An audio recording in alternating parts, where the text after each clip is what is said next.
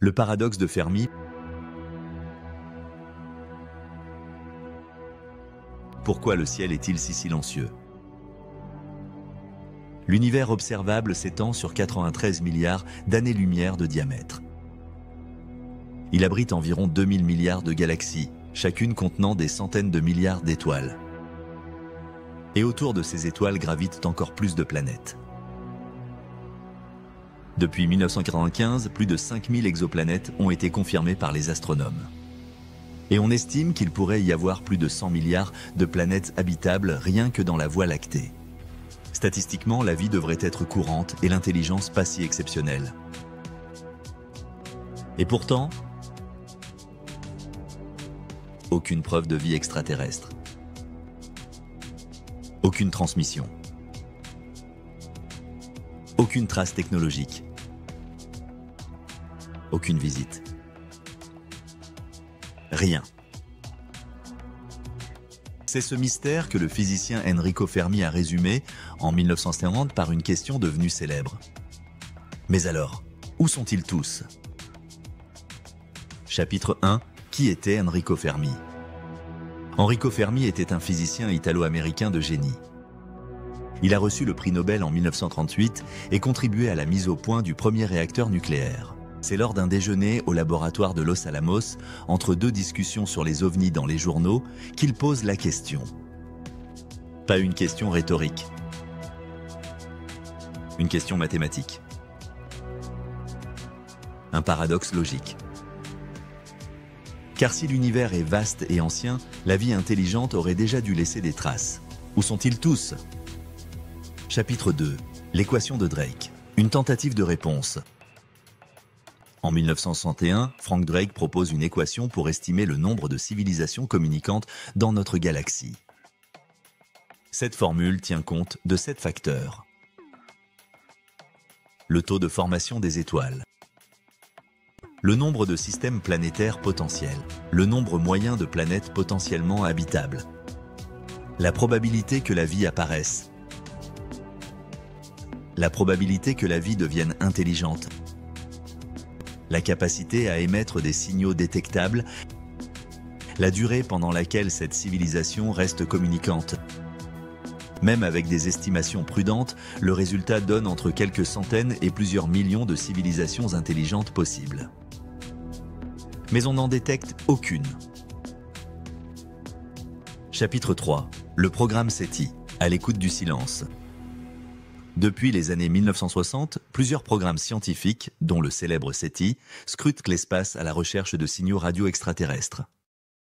Des radiotélescopes comme celui d'Arecibo, avant son effondrement, ont analysé des portions entières du ciel. Malgré des décennies d'écoute et des millions de fréquences scannées, aucun signal non ambigu n'a été capté. Le ciel reste sourd. Chapitre 4. Les différentes hypothèses. Les hypothèses réconfortantes. Numéro 1. Ils existent, mais ils sont trop loin. L'univers est immense, et la lumière met du temps à voyager. Un message envoyé il y a 1000 ans par une planète à 1000 années-lumière n'arrivera que maintenant. Numéro 2. Ils communiquent différemment. Peut-être utilisent-ils des technologies que nous n'imaginons pas encore, neutrinos, gravité ou communication quantique. Numéro 3. Nous sommes trop jeunes. La Terre a environ 4-5 milliards d'années.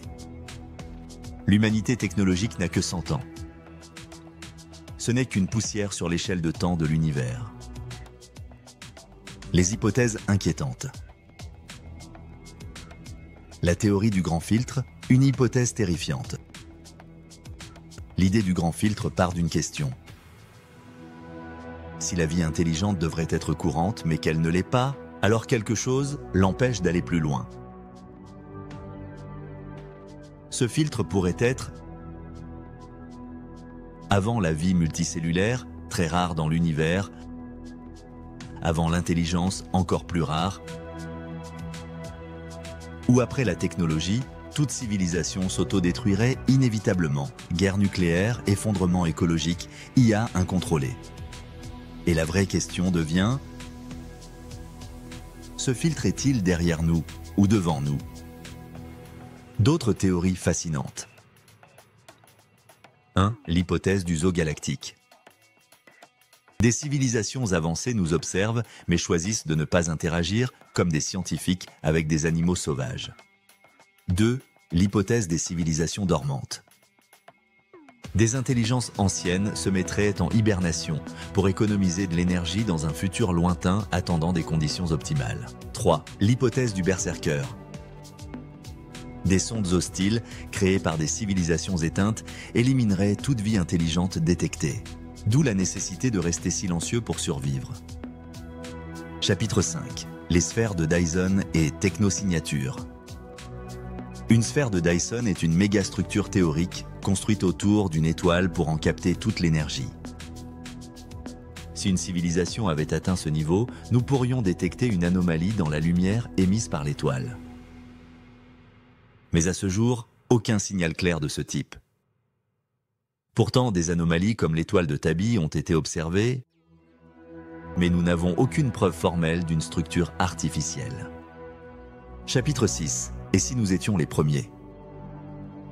Certains pensent que nous sommes la première civilisation intelligente à émerger dans cette galaxie. Si c'est vrai, cela signifie que nous portons la responsabilité d'explorer, de contacter et de prévenir les erreurs des futurs venus. Chapitre 7. La simulation. Une autre théorie, plus philosophique, propose que nous vivons dans une simulation et que les civilisations extraterrestres n'existent pas parce qu'elles ne sont pas codées dans le programme que nous vivons actuellement.